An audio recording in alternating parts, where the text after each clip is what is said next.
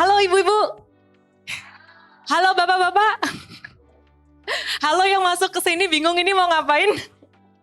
Oke, aku senang banget dengan tema hari ini ketika saya diundang ke Inspirafest, saya udah siap-siap. Bahas saham lagi nih. Tapi ketika saya dikasih tahu temanya ini, oh, wow, interesting gitu ya. Jadi satu variasi dalam hidup saya biar nggak setiap hari ngomongin saham melulu gitu. Sebenarnya saya pengen cerita tentang my background gitu ya. Jadi saya pengen sharing banyak hal sebenarnya di Instagram saya, Instagram live saya. Tapi kayaknya nggak bisa gitu. Kenapa? Karena begitu saya nyalain IG live saya selalu orang ekspektasinya adalah stock picknya apa? Saham yang mau naik apa? Gitu. Jadi ini kesempatan yang sangat bagus sekali buat saya sharing. Background saya, dulu saya nikah tahun 2006. Terus 2007 langsung punya anak jadi sangat produktif sekali. Terus saya masih merasa kurang produktif meskipun saya sudah produktif sebagai seorang ibu gitu. Terus akhirnya saya bilang sama suami, boleh gak sih saya kerja gitu doang? Jangan ikut ke kantor gitu. Apa? Pokoknya jangan deh, ini perusahaan keluarga udah kamu cari-cari sesuatu yang lain aja gitu. Diarahkanlah ke investasi reksadana dan investasi saham gitu. Dengan harapan istrinya gak kemana-mana. Di rumah aja gitu ya, urus anak dan sebagainya. Tapi satu hal yang sangat menarik di sini setelah saya belajar dan saya senang di situ, jiwa berbagi, suka belajar dan mengajar itu memang ya nggak bisa diredam gitu. Pada akhirnya ya jadilah seperti hari ini. Ya ada banyak hal yang udah saya lakukan. Dari perjalanan saya tahun 2007 sampai sekarang itu nggak langsung ngajar. Saya sharing, ngajar-ngajar itu mulai tahun 2011. Jadi 2010 saya punya anak yang kedua, ya pas punya anak yang kedua itu hamil, saya nulis buku. Punya anak yang kedua tuh udah encoan di sini sambil nulis buku gitu. Nah terus kemudian anak itu lahir, kemudian nggak lama kemudian saya diminta teman-teman semuanya ngajar dong share. Oke, ngajarlah kita dengan pengalaman dan ilmu public speaking ngomong yang sangat terbatas sekali. Makanya saya lihat Miss Mary Riana tuh wah luar biasa gitu ya, sangat menginspirasi. Nah di situ saya mulai mendapatkan satu peran baru. Ya, jadi seorang influencer, seorang educator, selain ibu dan juga sebagai investor trader saham gitu. Masih nggak berasa gimana-gimana karena saya berpikir ini sambilan aja. Jadi bapak-bapak hati-hati dengan istrinya yang bilang sambilan saja. Itu bisa jadi diseriusin, which is ada bagusnya, ada kurang bagusnya juga. Jadi juggling gitu. Di awal suami saya memberdayakan saya, udahlah ini daripada minta ini terus, minta kerja, minta ini terus, udah saya arahin investasi trading saham. Akhirnya berjalan seiring waktu, saya mulai ngajar di situ sambilan aja deh, semua sambilan aja. Pokoknya ngurus anak nomor satu, ngurus keluarga nomor satu. Suami diurus nggak? Sudah bisa mengurus diri sendiri untungnya. Saya bersyukur suami saya bukan tipe yang suka diurus-urus gitu. Jadi dia mau travel dia urus sendiri atau apa gitu. Nah akhirnya seiring dengan berjalannya waktu, saya tuh tidak pernah berharap bahwa apa yang saya lakukan itu menjadi sesuatu yang besar sebenarnya. Kayak ya udah just nge-flow gitu loh. Terus rencana Tuhan beda gitu. Jadi saya dikasih banyak kesempatan ketika waktu itu Twitter lagi rame, lagi viral. Ada satu teman saya yang mungkin dulu pernah berpartner juga dengan Miss Mary, Pak Deddy Budiman bilang, Ellen kasih nama itu Twitter kamu pakar saham. Sekarang saya udah ganti gitu karena saya nggak senarsis dulu lagi. Dia kasih, saya bilang, hah are you serious? Iya, masih banyak pakar-pakar lain di luar sana. Saya mah cuman investor jalanan aja belajar otodidak gitu. Serius, pakai itu nama. Oke, terus kemudian sharing setiap hari seperti saya setiap hari di IG Live dan boom, naik di situ. Akhirnya terus berkembang tanpa sadar menjadi seorang influencer. Dan terus mulai ngajar, mulai bikin buku lagi. 2016 mulai ada bikin satu perusahaan baru masih di bidang pasar saham, edukasi. Itu kita kasih setiap hari day to day recommendation. Jadi bukan cuman seminar aja, bukan cuman workshop aja, tapi tiap hari. Nah, karena tiap hari ada educationnya, tiap hari dikasih tahu mesti beli jual apa, itu namanya dulu masih premium access. Saya mulai merasakan peran baru sebagai seorang leader. Ternyata tantangannya beda, ngurus karyawan dan ngurus anak gitu. Waduh, saya belajar nih, akhirnya saya belajar leadership gitu. Nah, jadi tantangannya tuh beda. Akhirnya saya mulai belajar tentang leadership. 2019 kantor kita yang saya sangat bersyukur sekali kita pindah ke Solo tepat sebelum pandemi. Jadi supaya tujuannya saya bisa memantau tim dengan lebih gampang. Dulu kantornya di Jakarta kan bolak-balik repot juga. Tepat sebelum pandemi kita pindah ke Solo dan saya bisa nurture tim dengan lebih baik lagi. Dan akhirnya saya bersyukur bahwa apa yang saya lakukan selama ini bisa menjadi berkat buat banyak orang. Sehingga tanpa sadar saya punya banyak peran di sini. Saya sempat agak-agak jenuh di beberapa peran tertentu. Ya, jadi sempat jadi influencer tuh pernah nggak jenuh? Oh, pernah dong, capek banget, rasanya kayak malas banget gitu.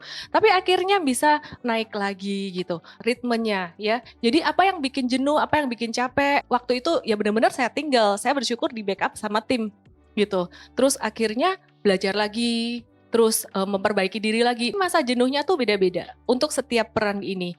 Ada ketika peran sebagai seorang leader pastinya jenuhnya tuh ketika ya terjadi permasalahan di kantor, terjadi permasalahan di tim gitu ya.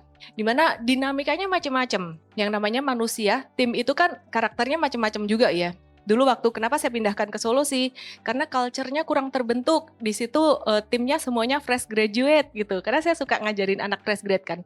Fresh graduate, jadi culture-nya apa? Culture-nya dunia fantasi kita. Telat, datang telat setengah jam, pulang maju 1 jam. Terus dikomplain terus sama customer, ya kurang bagus lah. Akhirnya di situ ada sempat masa jenuh sedikit sebenarnya. Terus kemudian ketika saya educating people, ya orang tuh kan nggak semuanya siap dengan risiko di pasar saham. Jadi ketika kita kasih tahu, kita ajarin, ada masa-masa di mana mereka rugi itu ada yang baik-baik mau belajar, ada yang ruginya teriak-teriak, marah-marah gitu loh. Nah dulu kita benar-benar kayak saya kaget, pertama digituin kaget.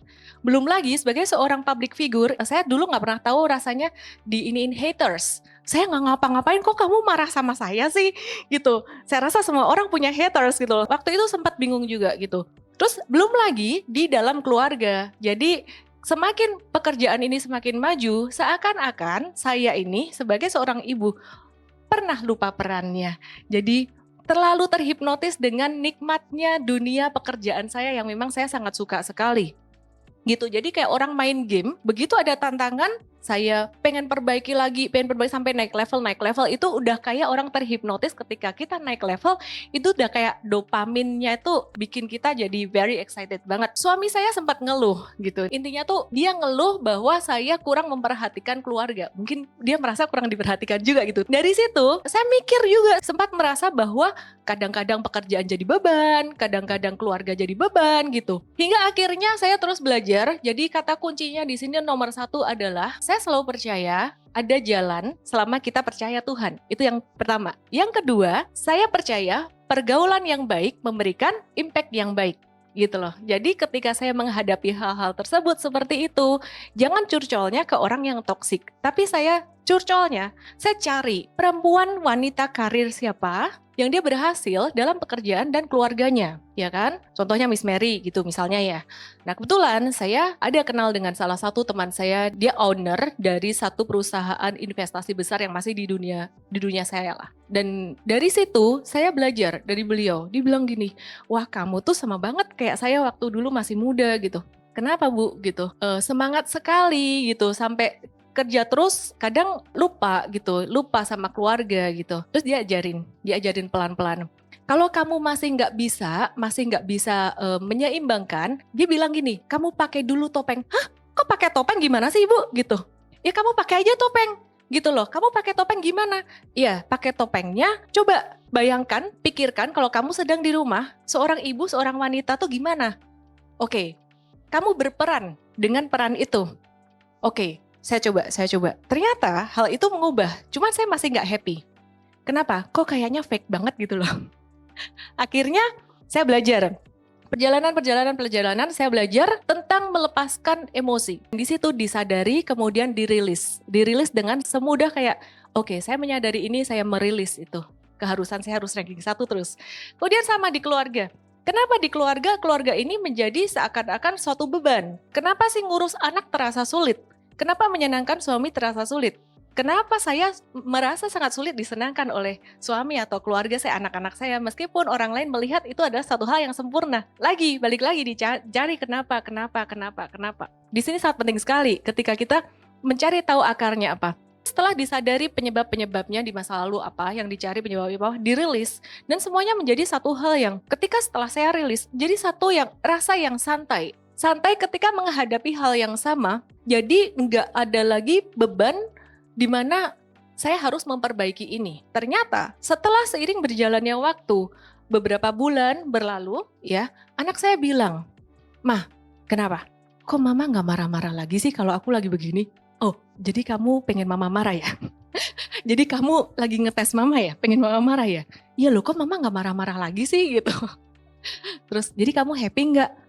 Ya happy sih, kok pakai sih?" gitu. Jadi ternyata remaja itu, teenager tuh ngetes gitu. Oke. Terus suami pun juga merasakan perubahannya gitu ya. Jadi yang dulunya ini orang kayak nuntut banget, kayak harus family time, harus kumpul, nggak boleh gini nih. Ini kok jadi nyantai aja gitu loh. Yang ngomelnya misalkan dari bapak-bapak pasti relate di sini. Dulu ngomelnya tingkat 9, 10, sekarang ngomelnya jadi tingkat 3, 4, lumayan kan ya. Gitu loh. Nah, di situ mulai terjadi satu keseimbangan yang tanpa saya usahakan. Mulai keluarga itu mulai enak, semuanya mulai enak, dan di dalam pekerjaan juga sama, ekspektasi saya nggak terlalu gimana. Dan di dalam pekerjaan ketika saya menemui satu permasalahan, nggak terlalu kayak dulu, aduh ini gimana sih, gimana gitu. Saya bisa kayak, oh ya udah, oh kalau gini solusinya gini, gini tinggal begini. Dia kalau melanggar ini ya berarti solusinya ini. Jadi sebenarnya apa yang membuat kita nggak bisa balance antara pekerjaan dengan keluarga, itu sebenarnya adalah standar kita sendiri. Jadi kadang kita menetapkan standar balance yang terlalu tinggi. Jadi ketika orang nanya gimana caranya balance life, semua orang tuh bisa balance. Masalahnya standarmu setinggi apa? Ketika kita menginginkan pekerjaan kita begitu sempurnanya, saya pengen berkembang sampai begini. Ya udah, berarti ekspektasinya dengan keluarga gimana? Oh keluarga tinggi juga, ya udah berarti stres. Nggak bisa balance. Gimana caranya balance? Start dari yang kecil.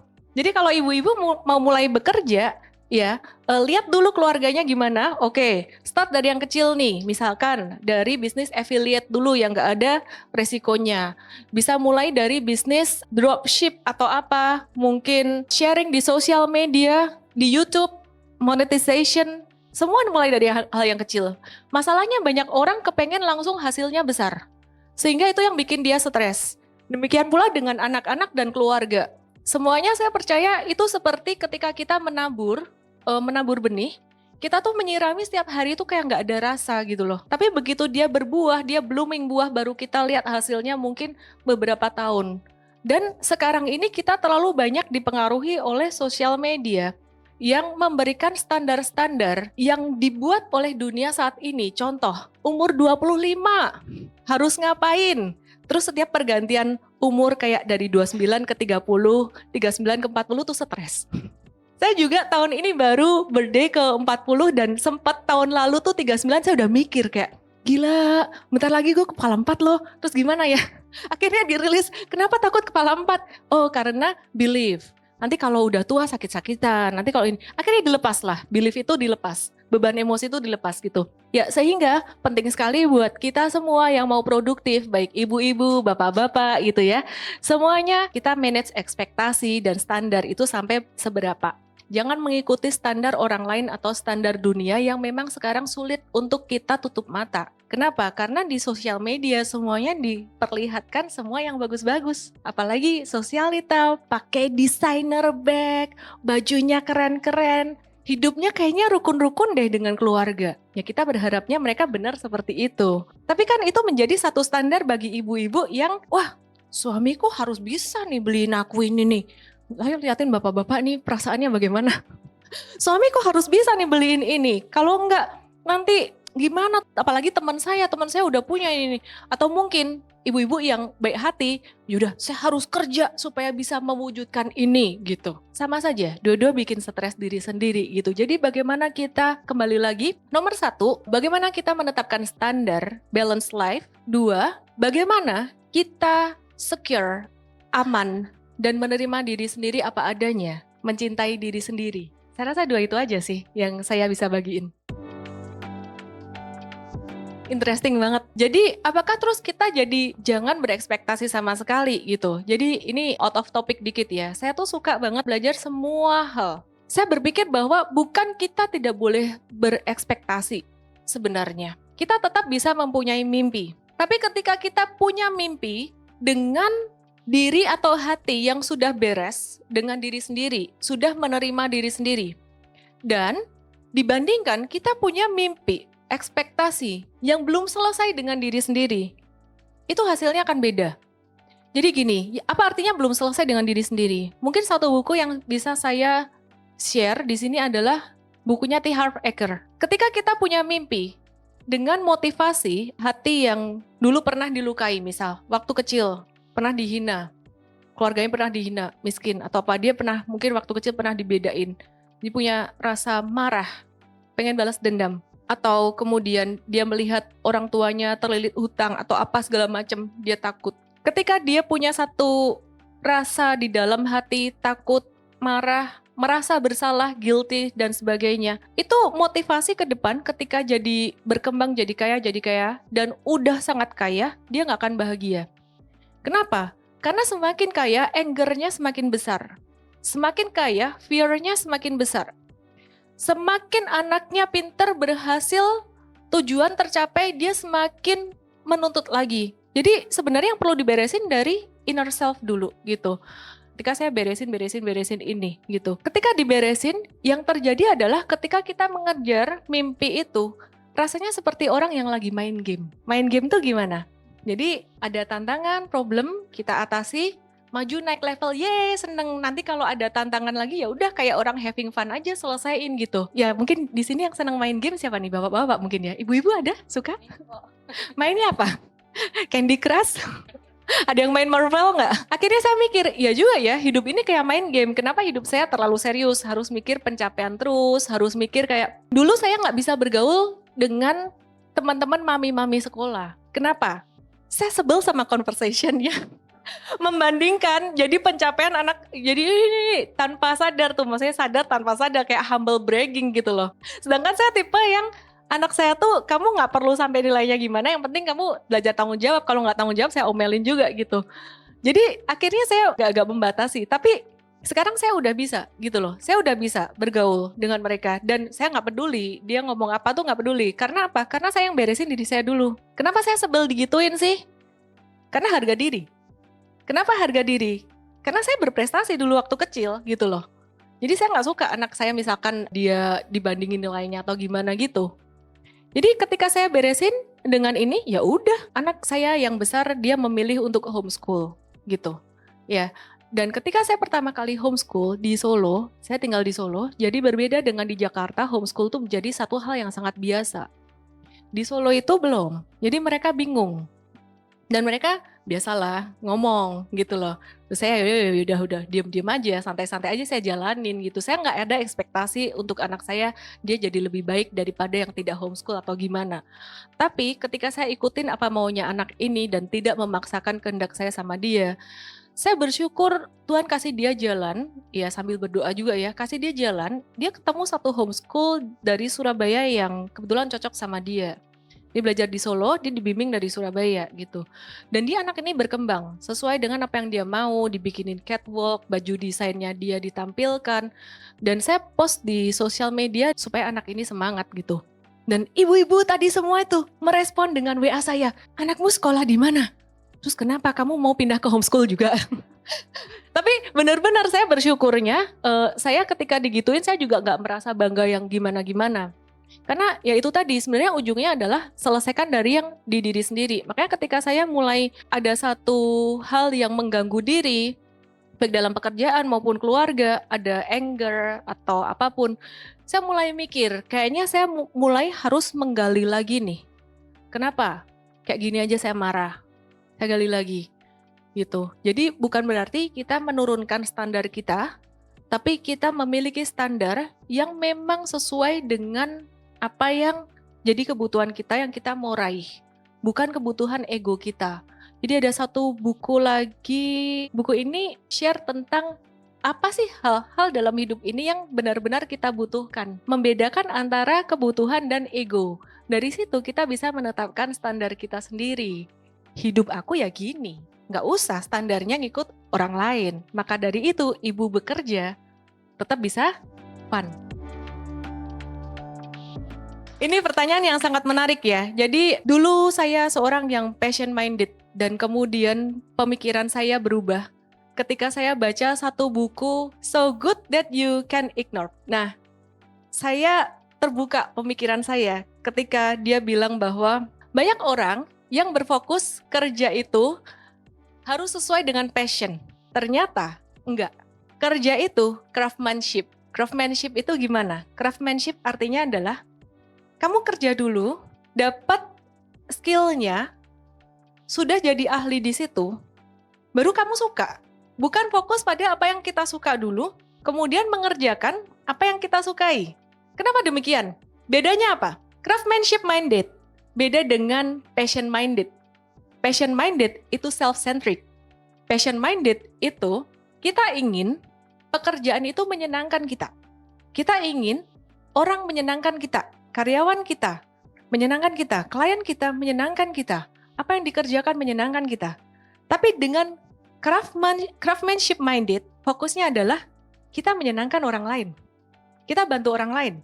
Ketika kita melakukan sesuatu yang menyenangkan, yang ngebantu orang lain, lingkungan kerja kita itu menjadi satu lingkungan kerja yang bagus dan vibrate balik ke kita.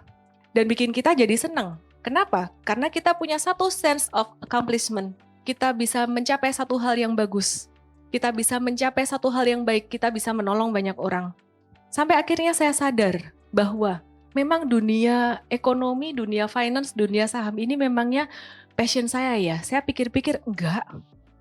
Dari dulu saya nggak belajar finance. Saya belajarnya computer science. Yang which is saya benci juga. Waktu saya kuliah saya merasa kayak saya salah jurusan gitu. Di situ ya akarnya sebenarnya karena mau perfeksionis, semuanya mau bagus gitu. Bukan passion saya. Sampai akhirnya saya di dunia ini dan tanpa sadar menjadi satu profesi, satu pekerjaan. Saya baca buku itu saya mikir lagi. Dulu saya masuk ke saham tuh memang ini passion saya ya? Enggak deh, kayaknya saya tuh tertolong karena krisis 2008. Kenapa? Kok malah krisis 2008 menolong? Itu kan bikin uang saya hilang banyak gitu. 2009, 2010 balik sih. Tapi waktu itu benar-benar kayak satu disaster banget gitu. Karena di situ saya dipaksa untuk belajar. Di situ saya dipaksa untuk recover. Sehingga saya merasa saya mulai menguasai bidang ini. Ketika saya mulai menguasai bidang ini dan saya bisa bantu banyak orang lain untuk mereka juga lebih baik di sini, saya merasa lebih baik. Saya merasa senang di sini. Oh ternyata ini craftsmanship, bukan passion. Nah kembali lagi sebenarnya, kata harus mengikuti passion, itu sebenarnya kita tidak harus mengikuti passion kita. Tapi kita bisa mencari peluang yang di sekitar kita dan apa yang kita bisa lakukan di situ, sesuai dengan skill yang memang kita udah dapat. Nah kenapa sampai N-Trade ada aplikasinya? Terima kasih juga saya salah jurusan. Ke computer science gitu loh. Ya, jadi bisa komunikasi dikit-dikit dengan programmer, if this then apa, if this then else, bahasa pemrograman dikit-dikit tahulah, mau ngecekin codingan karyawan programmer pura-pura tahu juga. Dia nggak ngerti gitu loh. Wah, ini pura-pura tahu. Oh ya, jadi jangan bohongin saya dengan coding yang berantakan. Poin kedua yang saya mau highlight adalah kata harus di sini. Jadi apakah kita harus mengembangkan bisnis ini? Saya melihat bisnis itu sekarang sebagai sebuah possibilities. Ketika kita mendapatkan satu kesempatan, orang menawarkan sebuah opportunity. Bu, ini ada kesempatan bisnis, ada opportunity bisnis. Ini ada peluang bisnis. Hati-hati dengan kata opportunity atau kata peluang. Ya, dimana kita melihat itu sebagai sebuah wow, satu pilihan itu saja. Sekarang ketika orang ajak kerjasama saya akan selalu dengarkan dulu. Saya tidak menolak sebagai sebuah possibilities. Jadi kalau ada orang ngajak kerjasama, ngasih peluang investasi, jangan dilihat ini wah peluang. Akhirnya saya mikir-mikir, ini sesuai nggak sih sama goal saya saat ini? Oh enggak kok, saya masih lagi mau mengembangkan dulu M-Trade, buat trading saya mau ngembangin investing di M-Fast. Kenapa? Karena banyak orang di Indonesia yang belum mengerti tentang investasi saham dan dia bukan trader. Tidak semua orang bisa jadi trader. Tapi semua orang bisa investasi saham jangka panjang tuh bisa. Jadi saya mau kembangin edukasi di sini. Saya mau jangkau sekolah-sekolah, saya mau jangkau banyak daerah gitu. Di perbankan juga masih banyak yang masih mau belajar ini. Oke, saya mikir kalau saya investasikan waktu saya ke situ, kayaknya kok nggak worth it. gitu loh. Akhirnya saya pikir nanti dulu ya Pak. Saya nggak bilang enggak, tapi kayaknya enggak sekarang, not now.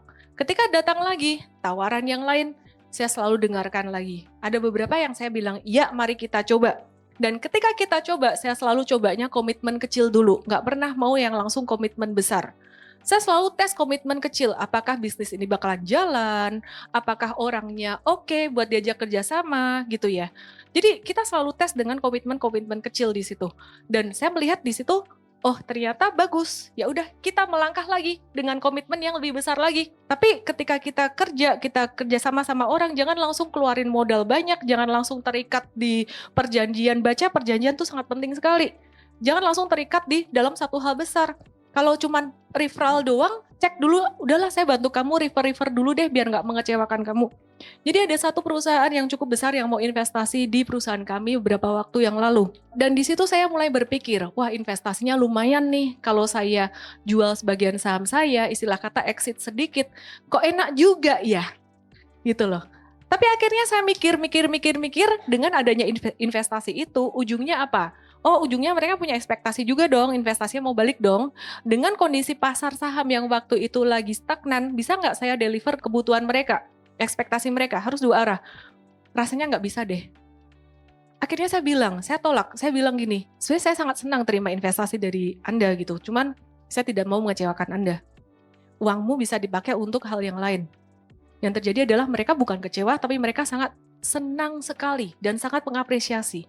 Dan di situ integritas jadi naik di depan orang itu. Kenapa? Karena kita bukan cuma sekedar mau terima duit orang aja.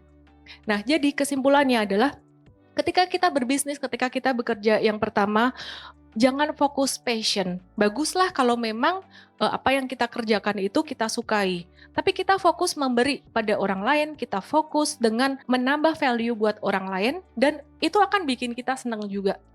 Kenapa banyak orang tingkat kepuasan dalam bekerja itu sangat rendah sekali. Dan semakin ke belakang saya melihat banyak sekali meme atau hashtag yang aneh-aneh. Budak korporat apa sih? Kalau kamu nggak mau kerja di perusahaan itu, jangan meludah di sumur yang kasih kamu minum. Dan teman-teman kamu minum, apalagi noxic. Kalau kamu nggak suka ya resign. Tapi resign gue belum punya duit. Mau jadi entrepreneur juga takut, ya udah diem. Jangan meludah, telan aja ludahnya kalau gitu. Sampai apa? Sampai craftsmanship kamu terbentuk dan kamu bisa punya side hustle. Punya bisnis sendiri. Itu loh anak-anak Gen Z sekarang. Ya, jadi saya mencoba untuk mengarahkan anak saya untuk, mereka udah passion minded. Karena dulu saya passion minded. Saya pikir ini passion. Tapi sejak saya baca buku itu, saya mencoba untuk mengubah. Serve dulu. Ya, dengan serve nanti kamu dapat gitu. Yang pertama, craftsmanship minded penting. Kemudian yang kedua, jangan ada kata harus, tapi lihat segala sesuatunya itu sebagai possibilities. Kemungkinan, probability, possibilities, dan itu yang membuat saya ketika saya discuss dengan banyak orang, saya lebih bisa mendengar. Kalau dulu saya berpikir bisnis tuh harusnya gini, kalau kamu nggak gini, kamu salah. Ternyata saya banyak salahnya juga gitu. Akhirnya setelah saya dengarkan pendapat orang itu ini banyak yang saya bisa pelajari. Jadi 2 poin itu, craftsmanship, minded, dan juga tidak ada kata harus. Sehingga kalau sekarang mengalami tantangan, mungkin perlu dicek lagi. Apakah ini tuh memang di bidang yang saya secara skill saya mampu. Jika memang iya, dan peluangnya ada, ya jadi marketnya ada, mungkin perlu dicari lagi belajar dengan orang yang lebih berpengalaman. Ada coach-coach bisnis sekarang, ada banyak.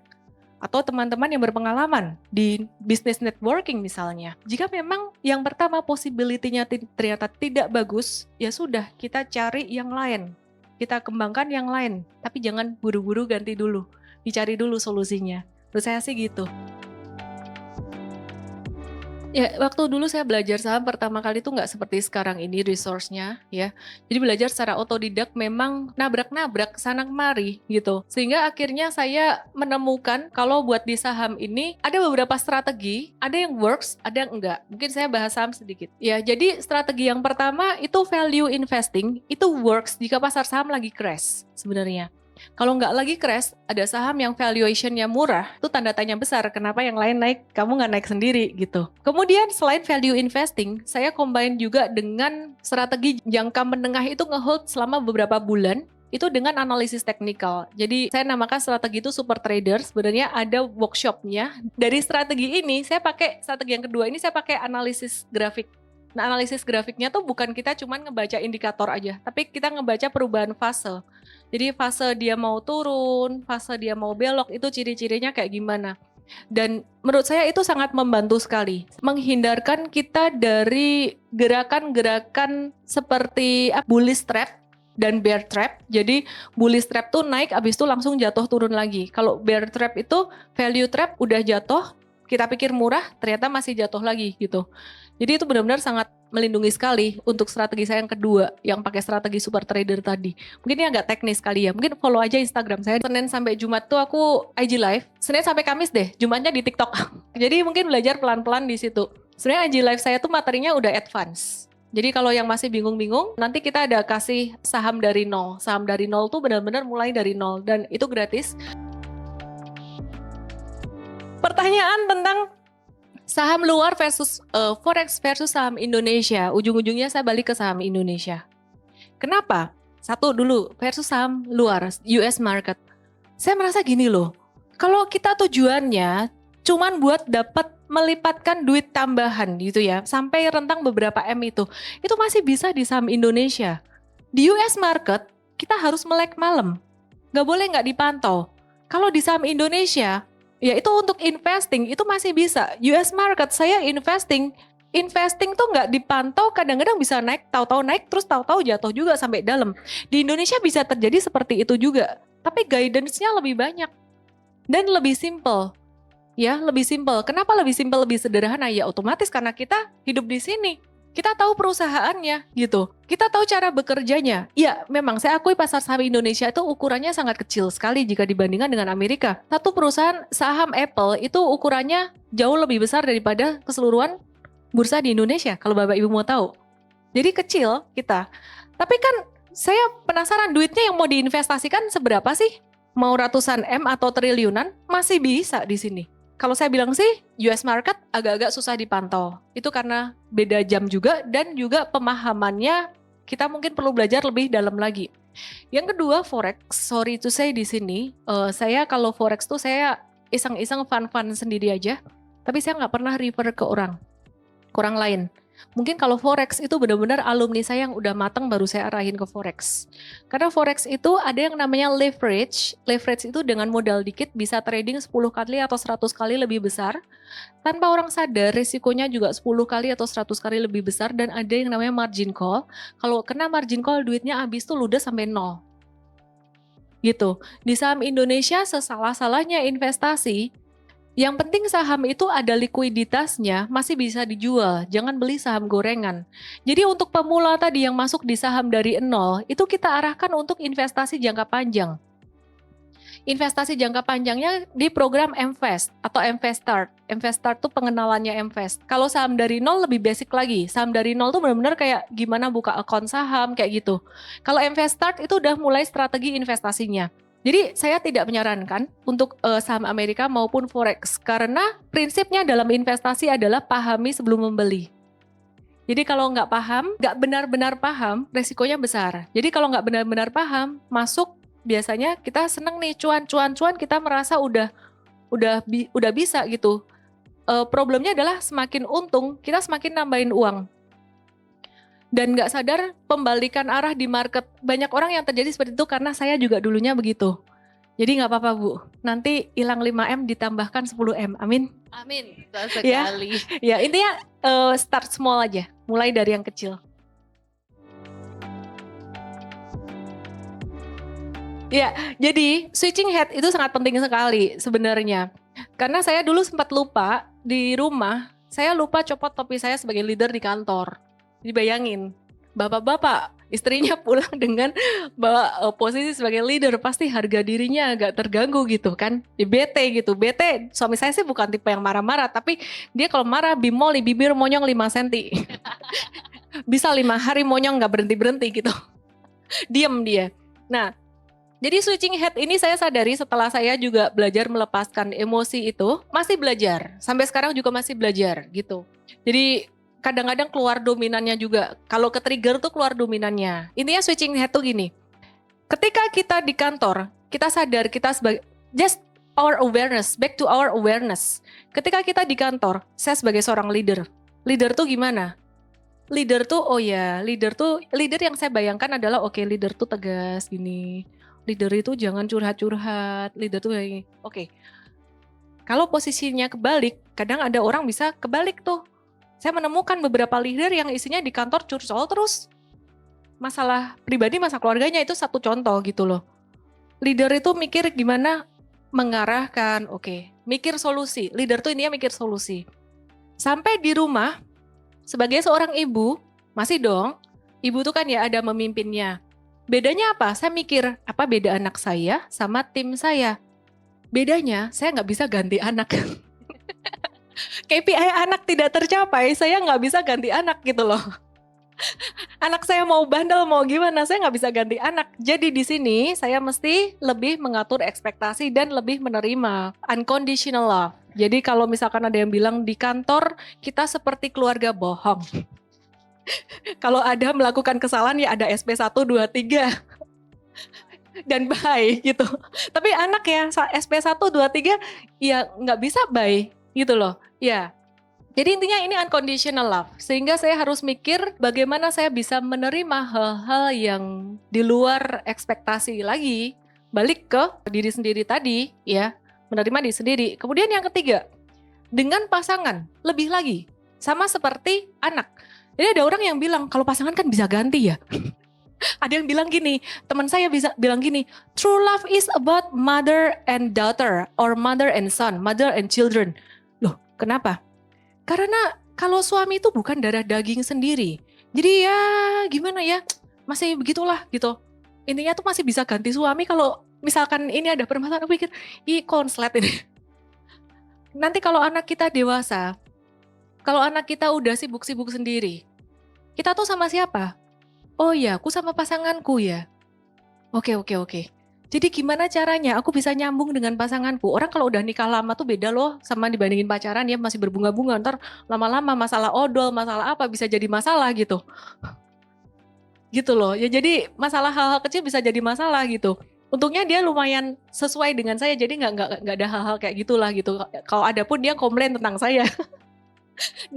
Ya anyway, setelah sampai kita udah berapa, dari 2016 sampai sekarang berarti 17 tahun dong nikah. Ada banyak perbedaan di situ, sehingga saya mikir bagaimana caranya saya bisa menerima perbedaan ini. Terus intinya pergaulan yang benar tuh penting banget sih. Saya dikasih tahu teman saya, dia banyak ngobrol-ngobrol gitu. Dia bilang, Ellen, suami kamu tuh baik banget loh.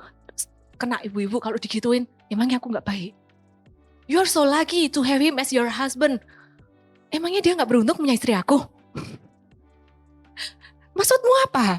Terus akhirnya saya berpikir, rilis lagi. Beban-beban apa yang bikin saya pengen dia menjadi sesempurna Prince Charming yang harus mengayomi gini, dilepaskan.